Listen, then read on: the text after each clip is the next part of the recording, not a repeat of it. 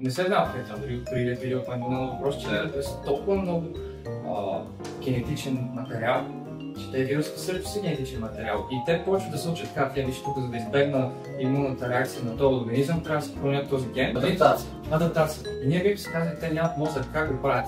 Че вирусът еволюират. И еволюцията е нещо, което е много просто, то е случайност.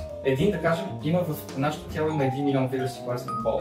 Да. И обаче представете си, те всеки един от тях, понеже има така работи, то въобще механизма на вирусите разстроен, че те постоянно се сменят гените. Те са като представете си фуерзарчета, докато не намерят правилната комбинация. 1 милион от тях. Дори нашата имунна система да убие 900 хиляди, ако останете 100 хиляди успеят да намерят начин да избегнат имунната система, те ще влезат, ще унищожат имунната система, ще размножат до 1 милион успехите и така, като кихаме, разпространяваме най-успешни вируси. Да, вече силните. Всеки човек има една имунна система, нашата имунна система не се променя. Прехвърлиш я и то наистина плъзва, като представете си, пускаш боя в капка боя в чиста вода, как? Да. Понека стигне навсякъде. Да.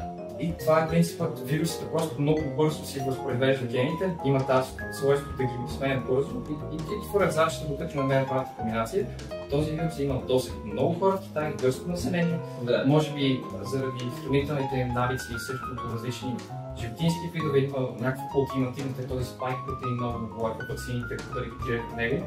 Той беше наистина формата му беше нещо, което не е видно преди. И нашата имунна система няма как да го познае. Трябваше ни много време човечеството да изгради, да си промени малко своята имунна система, вече не фана както да го изява.